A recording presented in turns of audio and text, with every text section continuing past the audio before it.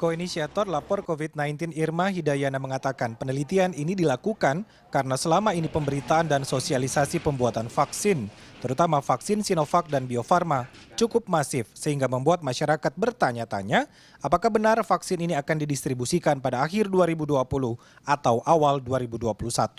Menurut Irma, belum banyak studi yang melakukan elaborasi terhadap pemahaman masyarakat terkait obat dan vaksin COVID-19. Seharusnya ketika ada penemuan obat dan vaksin, harus ada intervensi bidang kesehatan masyarakat agar kebijakan dan langkah-langkah strategi pemerintah lebih tepat sasaran.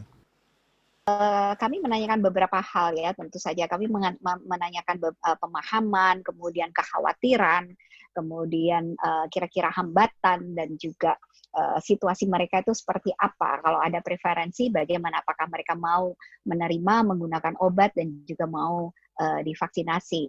Nah, tapi sebelumnya dengan kerangka hambatan dan kerangka apa yang mereka ketahui selama ini, itu menunjukkan bahwa sebenarnya pemahaman masyarakat itu sudah sangat bagus ya terhadap COVID sendiri. Dari 2.109 responden valid berpendidikan S1 di seluruh Indonesia, Koalisi Warga Lapor COVID-19 menganalisa 70% responden menyatakan ragu-ragu dan tidak ingin mengkonsumsi vaksin buatan Unair Surabaya, sementara 69 responden menyatakan ragu-ragu dan tidak ingin mengkonsumsi vaksin buatan Sinovac dan Bio Farma. Sementara 56% responden menyatakan ragu-ragu dan tidak ingin mengkonsumsi vaksin merah putih buatan lembaga molekuler Eijkman.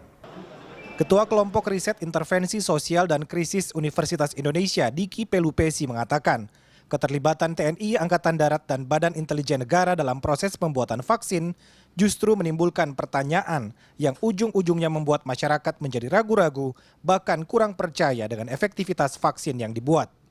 Kita bicara BIN dan bicara TNI Angkatan Darat, core bisnis mereka adalah masalah keamanan. Oke, ini kita bicara soal keamanan, keselamatan negara dalam menghadapi situasi pandemi ini.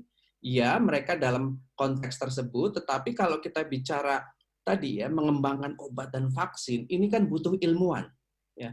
Butuh kemudian proses-proses yang standarnya itu bukan dibuat oleh Indonesia saja, tetapi kemudian standar ilmu kesehatan, ilmu kemudian pembuatan vaksin, pembuatan obat, farmakologi ya. Diki Pelupesi menambahkan agar masyarakat yakin dan percaya dengan pembuatan vaksin dan efektivitasnya, maka pemerintah harus transparan dan informatif dalam memberikan edukasi soal vaksin COVID-19. Keterbukaan informasi ini diyakini dapat membuat masyarakat tidak cemas. Intervensi pakar kesehatan masyarakat tetap dibutuhkan untuk memberi pemahaman ilmiah terhadap vaksin yang bisa dipertanggungjawabkan. Arman Helmi, Septiadi Pradana, Jakarta.